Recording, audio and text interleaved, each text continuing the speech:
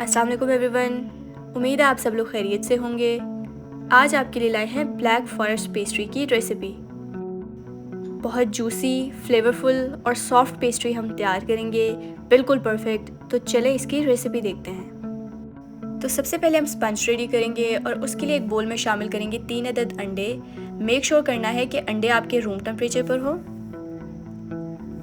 उसमें शामिल करेंगे 1 चुटकी नमक, आधा कप चीनी, आप अपने टेस्ट के अकॉर्डिंग ज़्यादा या कम कर सकते हैं। और अब हम इसको किसी इलेक्ट्रिक बीटर की मदद से बीट कर लेंगे।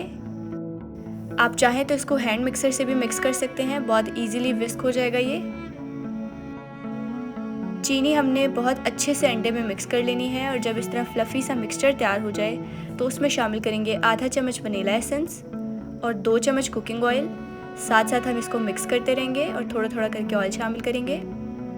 ऑयल जिसका कोई फ्लेवर या स्मेल ना हो वो शामिल करें। फिर ऐड करेंगे 2 चम्मच कोको पाउडर और 1/3 कप मैदा।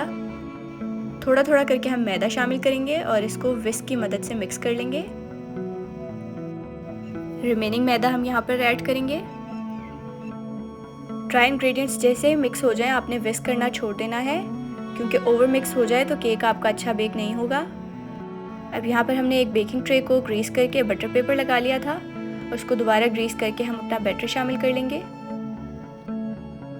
साथ ही हमने ओवन प्री हीट होने के लिए रख दिया था। अब इस बैटर को हम ट्रे में अच्छे से स्प्रेड कर लेंगे।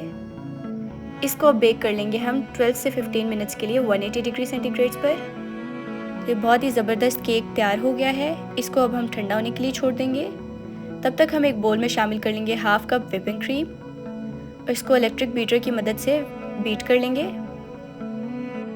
जब तक इसका साइज़ डबल ना हो जाए और सॉफ्ट पीक्स ना फॉर्म हो जाए, तब तक हमने बीट करना है। केक भी हमारा ठंडा हो गया है। अब हम इसको एजेस से इस तरीके से रिमूव कर लेंगे। केक के ऊपर हम इस तरह बटर पेपर लगाएंगे और बेकिंग ट्रे रिमूव कर लेंगे। अब ये देखिए हमने ऑयल लगाया था तो बहुत इजीली बटर पेपर रिमूव हो जाएगा। अब हमने स्पंज को 3 इक्वल पार्ट्स में कट कर लेना है। आप चाहें तो किसी स्केल की मदद से मेजर करके काट सकते हैं, बिल्कुल इक्वली। अब एक पीस हम साइड पे कर लेंगे और उस पर ब्रश कर लेंगे दूध।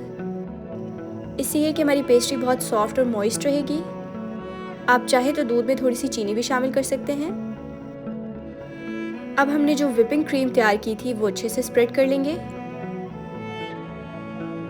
व्हिपिंग क्रीम ऑलरेडी काफ़ी स्वीट होती है, इसलिए हमने दूध में कोई चीनी शामिल नहीं की। आप अपने टेस्ट के अकॉर्डिंग ऐड कर सकते हैं। अभी हम सेकेंड लेयर केक की ऐड करेंगे और अगर स्पंज टूट गया है तो इट्स ओके, ये हम व्हिपिंग क्रीम से इसको कवर कर लेंगे। इसी तरह से हम दूसरी लेयर पर भी दूध ब्रश करेंगे, फिर व्हिपिंग क्रीम लगाएंगे। आप चाहें तो बीच में किसी फ्रूट के चंक्स भी रख सकते हैं।